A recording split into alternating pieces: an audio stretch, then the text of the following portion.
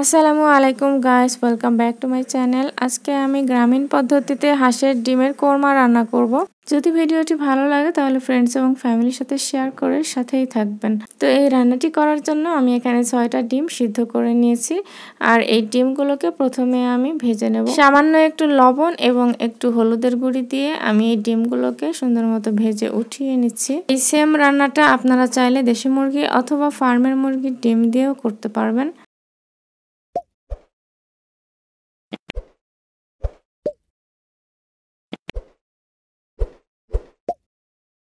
তো ডিমগুলো উঠিয়ে নেওয়ার পর আমি সেম প্যানে যে তেল রয়েছে তার মধ্যে আমি একটা তেজপাতা, 3টা সবুজ এলাচ, কয়েকটা লবঙ্গ এবং 2 টুকরা দারুচিনি দিয়ে সামান্য একটু ভেজে নিলাম। সুন্দর একটা স্মেল ছড়ানোর পর এর মধ্যে দিয়ে দিলাম 1/4 কাপ পেঁয়াজ বাটা।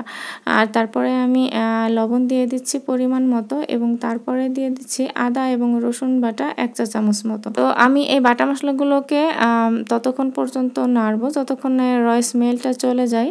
এরপর আমি দিয়ে দিচ্ছি জিরা বাটা 1 চা চামচ পরিমাণ।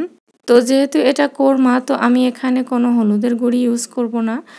আর এখানে আমি লাল মরিচের গুঁড়িটাও ব্যবহার করব না। আমি এখানে কাঁচামরিচের যে গুঁড়ি রয়েছে সেটা দিয়ে দিলাম 1 চা চামচ পরিমাণ। আপনারা চাইলে কাঁচামরিচ বেটেও দিতে পারেন। তবে সুন্দর একটা কালার আসার জন্য, বিশেষ করে গ্রেভিতে সুন্দর একটা কালার আসার জন্য এখানে লাল মরিচের গুঁড়িটা জাস্ট পিঞ্চ ইউজ করা যেতে পারে। তো এই মশলাগুলো আরও কিছুক্ষণ কষিয়ে নেওয়ার পর এখানে আমি দিয়ে দিচ্ছি 1 টেবিল চামচ পরিমাণ কাঠবাদাম বাটা। কাঠবাদামটাকে কিছুক্ষণ ভিজিয়ে রাখার পর তারপরে খোসা ছাড়িয়ে আমি বেটে নিয়েছি। আপনারা চাইলে এর পরিবর্তে কাজু বাদামও ব্যবহার করতে পারেন। তো এই মশলার সাথে আমি এই কাঠবাদামের পেস্টটাকে খুব সুন্দরভাবে মিক্স করে নেব এবং আরও প্রায় মিনিট 2 মতো কষিয়ে নেব।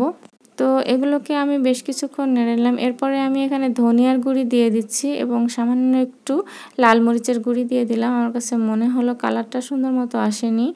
আর এই কোরমা জাতীয় খাবারের সাথে কিন্তু ধনিয়ার গুঁড়িটা খুব সুন্দর মতো যায়। তো আমার মশলাগুলো কষানো হয়ে গেছে। এই যে দেখুন তেল উপরে উঠে আসছে।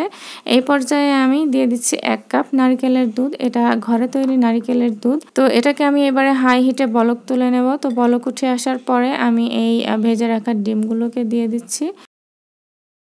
আমি একটু নাড়াচাড়া করে দিচ্ছি এই ডিমগুলোকে।